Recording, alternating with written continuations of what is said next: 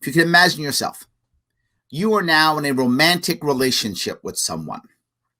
You're in that relationship with someone, and that person you really like, you care about. You've been working together maybe on a job for a while. You get to know them pretty well, and you got married even. Now you're legally bound to that person. It was pretty quick that you guys got together, but now maybe it's been a year and you're now married. Okay, got it.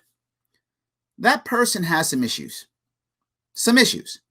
The issues aren't because of you. The issues are because of a previous relationship. In this case, this person, he had a girlfriend before you who treated him very poorly, who cheated on him, who treated him poor, took advantage of him, treated him very badly. So now when you do certain things that remind him of that person, he gets really upset. He gets upset, he gets mad, he does all types of things you don't like. And you say to yourself, wow, this is a problem. This is a problem. You have a relationship now. So if this is the case, you have someone who's got a bunch of problems from a previous relationship. You already got married. So somehow either it was hidden or you didn't want to see it or whatever, but now here's where you are. You kind of got three choices. Three choices. Choice number one, look, I'm not her. I didn't do that stuff to you. It's not my issue. It's not my issue. What do you want me to do? I can't deal with this. Not my fault. Not my fault. I didn't do it. I wasn't there then. It wasn't me. Leave me alone. What are you going to do? That's option one. How well is that marriage going to work if you pick option one? People do it all the time. All the time people do it. That doesn't go well. Option two, forget it. Get divorced. You know what? This isn't going to work. I'm going to get divorced. I can't handle your baggage. Not my problem. I'm out of here. Well, there's a lot of legal ramifications for that. You know, you're pregnant, you got kids. Now what? Right? Change their, wow, that's a problem, but can be done. It's a third option. And the third option is to say, you know what? I care about this relationship. I care about this marriage. And even though you got some baggage from stuff I had nothing to do with, I care about you. And even though I'm not to blame for the responsibility, I'm not to blame for the stuff that happened to you, because I care about this relationship, I'm going to take responsibility for helping you to make things better. That's what I'm going to do, because I care about the relationship. I'm going to not worry about blame, but I'm going to take responsibility. They might say, wow, Larry, that sounds good. Yeah, that's kind of the only option you have if you want to have that solid marriage. Now, the sad part about this scenario is it's rare. Most people pick option one or option two. But if you pick option three, there's another part. The person who now has the baggage, they have to take responsibility too. And if any of you, I'm sure some of you watching, have been through tough times in your marriage or relationships, whether you're married or not, if only one person wants it, doesn't work. Both have to say, yeah, we're going to fix this, or it doesn't work. For those of you who know me, I've been married about 20 years with my wife, and we've almost been divorced 3 times. And I can say the reason why we're not divorced now is not because she's so smart or I'm so smart or whatever. I'm so cool, she's so cool. Nope, those aren't the reasons. The reasons are because both of us wanted to make it work. And if we didn't, we wouldn't be married now. Why do I bring this up? Why would I bring up this kind of story on MLK Day? Because that's very similar to race relations. It's very similar. It's a similar issue. Do you want to fix race relations in America? Do you want to? If you don't, you don't have to. You can try to get divorced. Boy, is that messy. That doesn't work out well at all. You can go, not my problem. I wasn't there. Who cares? You can do that too. Boy, that doesn't go well either. Or you can say, you know what? Let's all take responsibility, not blame. There is a big difference. Let's take responsibility, try to fix this stuff. We can. It's possible. But again, I'll go back to the marriage relationships. If you're having trouble in your relationship, it's not a 5-minute fix. It's an ongoing fix.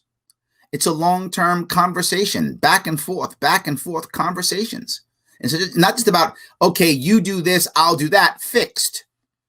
That's not how it works. I'll go one step further. Your, in this case, husband, in this scenario making up, in this case, your husband, the person that your husband was with in the past where he has those issues with is your cousin. Now you're related. So it isn't you, but it's your family. It's your family. So think about that. The person who your, in this case, husband, had the issues with was your cousin. And your cousin wasn't very good. In this case, your cousin, she was really bad to him. She cheated on him. She lied to him. She took his money. She took advantage of him. She was terrible to him. And he finally got away. He was in an abusive relationship, and he left. But that's your cousin. You actually like her. She's nothing bad to you. You think she's great. In fact, you've had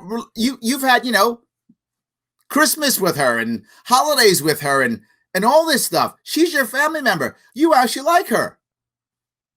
Wow, is that awkward? So what happens when your husband says, that so-and-so woman, she's insert bad name here, loose woman, insert horrible name here. How do you feel? You're torn, aren't you? It's your spouse. That's your cousin. They hate each other. Tough there too. This is our world. This is our world. This is what we're living in now. A tough spot that can't just go, you're bad. Could you imagine the husband just says to the wife, you can never see your cousin again. Your cousin's evil and nasty and horrible. You may never see her ever again. In fact, don't even talk about her. In fact, let's erase everything from her. Get rid of everything she says. She's terrible. She's bad. How would you feel? You were raised with her. Now, is this an exact analogy? Of course it isn't. Of course it isn't. But I brought together this analogy just to get people to think this is not an easy fix. You can't just simply assign blame or get rid of it. You can't just do you like your cousin, then you're against me. Or you don't, you hate your cousin? And your cousin goes, what? You're a traitor. It doesn't work that way. This is a heavily nuanced piece that will take us a long time to repair. But the number one thing is we have to start thinking about, will we take responsibility to actually make it work? And we walk down that road. And here's the hardest part. What if now you're the wife in this case, you go to your husband and go, look, I get it. It was bad then with my cousin, and my cousin was bad. My cousin was bad to you, right? It was a bad relationship. She was lying to you. She was doing terrible stuff to you. You're right. And I get why you're worried and scared, and you and I haven't. I get it. But look, when are you going to get over it, man? When are you going to get over it?